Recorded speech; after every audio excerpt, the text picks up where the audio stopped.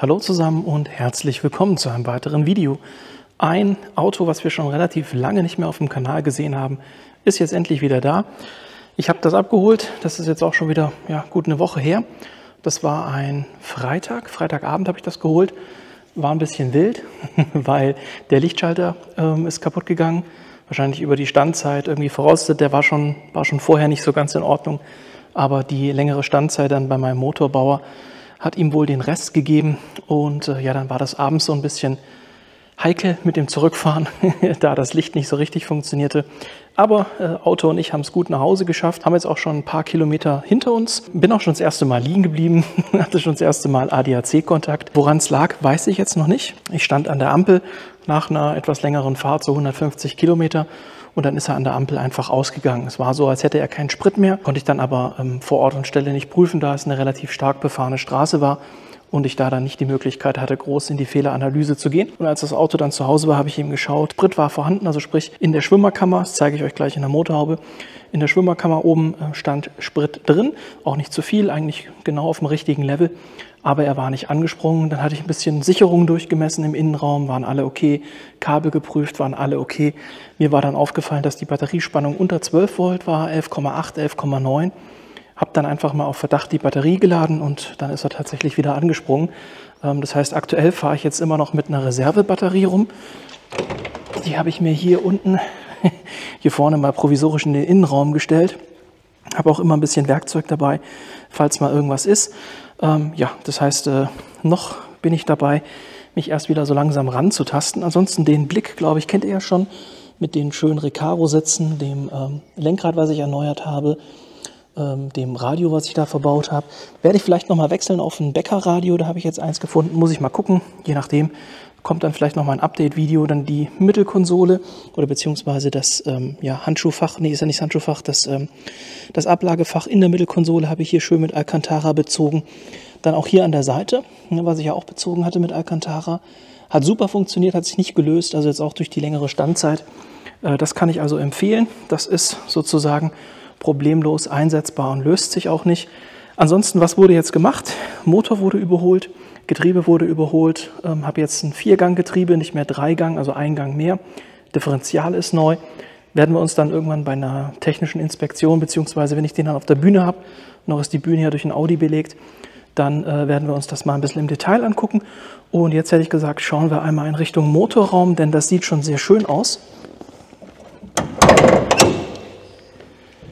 Es ist natürlich jetzt immer noch nicht 1000-prozentig, also es gibt viele Stellen am Auto, wo ich noch mal ran muss, aber rein motortechnisch, ich hole mein Licht, aber rein motortechnisch hätte ich gesagt, also ist das jetzt fantastisch, ne? Also ich denke, man kann das ganz gut erkennen. Hier ist jetzt ein ganz neuer Riementrieb hier vorne dran, tatsächlich aus Billet. Das war eigentlich erst gar nicht so die Idee. Was mir nur wichtig war, war die elektrische Wasserpumpe. Ja, die habe ich und dann gab es halt noch so ein paar Problemchen mit Heizung und Nebenaggregaten.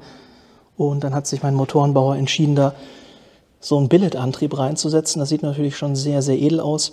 Dann hier Batterie, wie gesagt, das ist noch so eine kleine Unbekannte, aber da habe ich ja schon eine Reservebatterie. Dann jetzt die Fächerkrümmer sind verbaut worden, die ich mir besorgt hatte von Hookers. Wie gesagt, wunderschöner, neuer, aufbereiteter Motor. Das heißt, das ist immer noch der 5.7er Grundblock, eben nochmal komplett frisch aufgearbeitet.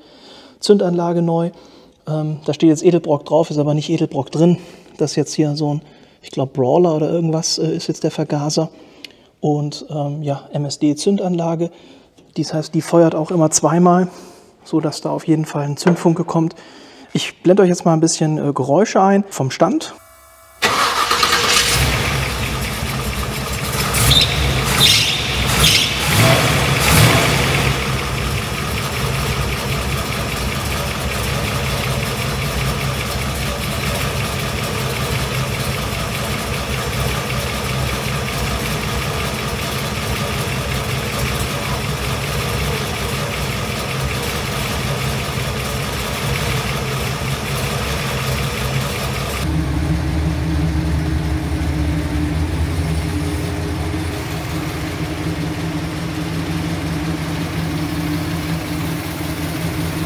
So, jetzt habt ihr das so so ein bisschen gehört. Also ich bin wirklich mega happy. Das Auto ist auch nicht besonders laut, sondern es ist schön Understatement. Vom Fahren her ist es noch ein bisschen schwierig. Ja? Also ich habe hier und da noch ein paar Vibrationen. Gut, die Reifen sind jetzt auch uralt. Die sind jetzt 13 Jahre. Da habe ich auch neue schon rumliegen. Sobald der Audi fit ist, packe ich den hier auf die Bühne, nehme da die Reifen runter und Felgen und lasse das wechseln, damit das mal neu kommt und dann mal schauen, ob es von den Reifen kommt oder vom Antriebsstrang. Momentan vermute ich ehrlich gesagt eher Antriebsstrang, dass da irgendwas noch nicht so ganz stimmt. Vielleicht auch irgendwie die Fahrwerksvermessung noch nicht passt. Das muss ich dann mal schauen. Aber Motor läuft super gut, schaltet hervorragend. Also das ist echt fantastisch. Und ja, so steht das Ding jetzt da.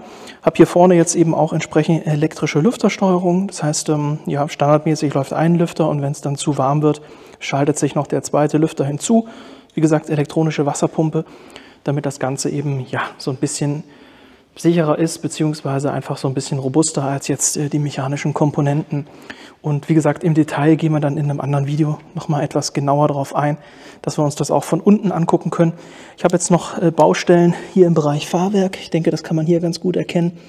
Diese Buchsen, ne, die sind wirklich super porös, die muss ich jetzt unbedingt machen.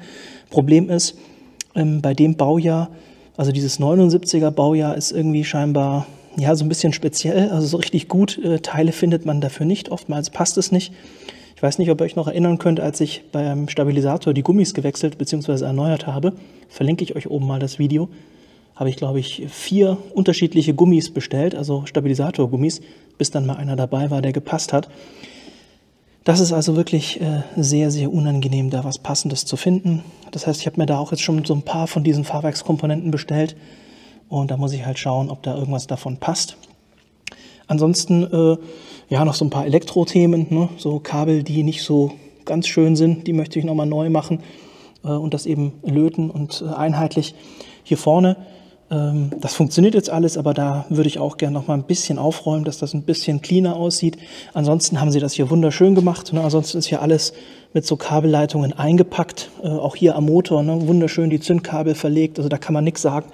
Aber ja, so ein paar Sachen sind einfach noch offen und da muss ich mich dann noch so im Laufe der Zeit drum kümmern. Aber davon abgesehen ist das wirklich fantastisch. Wir haben jetzt hier auch die Möglichkeit, zum einen Motor- und Getriebeöl, also hier der kleine Schnuffel, das ist sozusagen Motoröl, dieser da.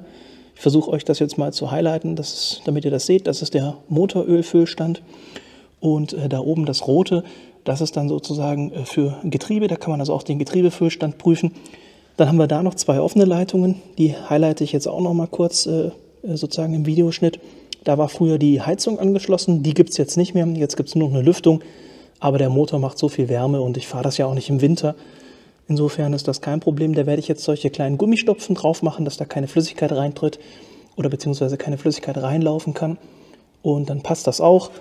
Dann ist das auch durch. Dann habe ich noch so ein paar Roststellen, kleinere. Also hier am Schwellerbereich so ganz leicht. Da muss ich mal ran, das mal ein bisschen blank machen, über den Winter dann aber irgendwann und mit Rost behandeln. Und was man mir auch erzählt hat, das habe ich auch noch nicht gesehen, das muss ich dann mal auf der Bühne hochheben. Hier unten ist wohl auch ziemlich rostig. Ich weiß nicht, das sieht man jetzt wahrscheinlich auf der Kamera nicht. Das muss ich dann auf der Bühne mal gucken. Das hatte der TÜV so ein bisschen angemängelt, dass da was kommt und da muss ich dann mal ran. Ansonsten, ja, er ist wieder da. Ihr habt jetzt, wie gesagt, so ein paar Soundimpressionen gehabt. Ich schneide am Ende noch mal ein paar Fahrimpressionen hinten ran und dann hätte ich gesagt, gibt es demnächst noch mal ein kleines Update-Video innenraumtechnisch. Wie gesagt, mit dem Lichtschalter, das zeige ich euch noch, wie ihr den tauscht, was ich da gemacht habe, um den zu reparieren. Dann möchte ich den Gangwahlhebel bzw. die Blende, die möchte ich noch tauschen. Das heißt, da kommt dann auch noch mal ein Video. Und ja, ansonsten eben Reifen und so weiter und so fort, die ganzen technischen Dinge, die jetzt eben gemacht werden müssen. Das heißt, ein bisschen Camaro-Content kommt dann auch und ja, den da hinten habe ich ja auch noch. Also momentan geht mir die Arbeit echt nicht aus. Da ist ziemlich viel zu tun, aber ich bin super happy, dass er wieder da ist. Wie gesagt, werde jetzt da noch ein bisschen Elektrik machen und so ein paar Kleinigkeiten. Das mit den Reifen und dann erstmal zur Seite stellen, wenn das hier einigermaßen funktioniert. Also sprich, das Ganze wieder einigermaßen, sag ich mal, im normalen Fahrzustand ist, wie gesagt, mit den Reifen und diesen leichten Vibrationen im Antriebsstrang. Die würde ich gerne noch aussortiert bekommen und dann würde ich ihn erstmal eine Weile hinstellen. Hier ist er schön trocken und gut aufgehoben und dann würde ich mich endlich mal dem Opel-Projekt widmen, um den wieder fit zu kriegen, weil das will ich dieses Jahr eigentlich schon noch schaffen, dass der Opel wieder auf der Straße ist. Und der hier ist ja jetzt sozusagen mehr oder weniger wieder komplett fahrbereit. Insofern war es das mit dem kleinen Update-Video zum Camaro heute. Ich hoffe, es war was Hilfreiches für euch dabei. Waren jetzt nur ein paar ganz wenige technische Informationen, einfach um euch auf den aktuellen Stand zu bringen. Ich habe mich selber auch noch nicht so intensiv jetzt mit der neuen Materie beschäftigt, deswegen kann ich jetzt noch gar nicht so viele Details preisgeben. Aber da kommen auf jeden Fall noch ein paar Videos zum Thema Camaro, wenn euch das interessiert, Oldtimer. Eigentlich ein sehr spannendes Thema, wie ich finde. Die Technik ist deutlich einfacher als bei den modernen Autos, deutlich weniger Elektrik, beziehungsweise eigentlich nur Elektrik und gar keine Computersteuerung. Das ist teilweise Fluch, teilweise Segen zugleich. Je nachdem, gerade beim Löten oder so, habe ich schon festgestellt, ist dann halt mit diesen alten Kupferkabeln immer ein bisschen eklig. Aber das sind alles Dinge, auf die ich dann nach und nach bei den einzelnen Positionen am Auto eingehe. Und da gibt es auch Möglichkeiten, wie man das Ganze dann nachher löst. Insofern wünsche ich euch eine gute Zeit und ich würde mich freuen, wenn ihr im nächsten Video auch wieder mit dabei seid. Jetzt, wie gesagt, noch ein paar Fahrimpressionen aus dem Auto.